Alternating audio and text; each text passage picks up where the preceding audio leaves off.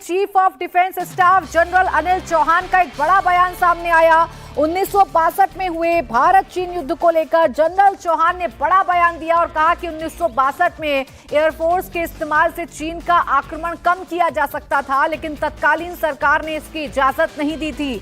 उस दौर में वायुसेना के इस्तेमाल को उकसावे वाला माना जाता था, लेकिन आज ऐसा नहीं है। ऑपरेशन सिंदूर के दौरान वायुसेना ने पाकिस्तान को भारी नुकसान पहुंचाया है। I think General Thorat had in mind use of Air Force, which the government did not permit. We would have had significant advantage during the 62 conflict, shorter turnaround times, a favorable geography, and the ability to bring maximum payloads to bear with maximum all-up weight on the enemy. Use of air power could have slowed the Chinese offensive considerably, if not stymied it completely. This would have given army much more time to prepare. In those days, I think use of Air Force was considered escalatory. This is, I think, no longer true, and Op Sindoor is an apt example of this.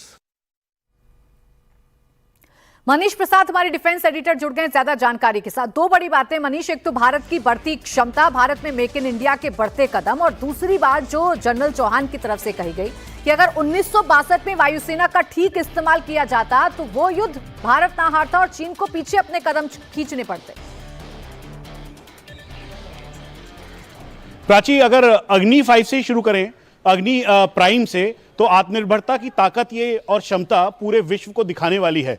2000 range जिसकी जद में पाकिस्तान और China के वो strategic locations बिल्कुल साफ आएंगे, और चूंकि कश्मीर से लेकर कन्याकुमारी तक रेलवे ट्रैक बिछे हुए हैं तो आसानी से रीलोकेट और रिपोजिशन इसे कर सकते हैं। इसका मतलब है उन्हीं ट्रैक के जरिए इसे मोबाइल लॉन्चर के जरिए एक जगह से दूसरी जगह फायर करें और फिर उसके बाद ये तुरंत ओझल हो जाए, तो ये क्षमता और बढ़ती है। अब बात चीफ ऑफ डिफेंस स्टाफ की बात की, जो उन्होंने स्टेटमेंट दिया वो बिल्कुल इसे दर्शाता है, क्योंकि वो कई फोरम पे बोल चुके हैं कि इस बार ऑपरेशन सिंदूर के दौरान सरकार ने खुली छूट दी तीनों सेनाओं को, और उसी का ये रिजल्ट निकला कि भारत ने पाकिस्तान को मुंहतोड़ जवाब दिया और पूरी तरह से उनके जो स्ट्रैटेजिक और साथ में जो आतंकी अड्डे थे उसे ध्वस्त किया। लेकिन 1962 की तस्वीर के मुताबिक ना तो उस समय बॉर्डर इंफ्रास्ट्रक्चर 3488 किलोमीटर के लाइन ऑफ एक्चुअल कंट्रोल पे था, यानी जो भारत चीन की सीमा है वहां पर था, और ना ही वहां पर भारतीय वायुसेना का उस समय इस्तेमाल किया गया। हालांकि भारतीय वायुसेना के फाइटर एयरक्राफ्ट के बेड़े में उस समय नैट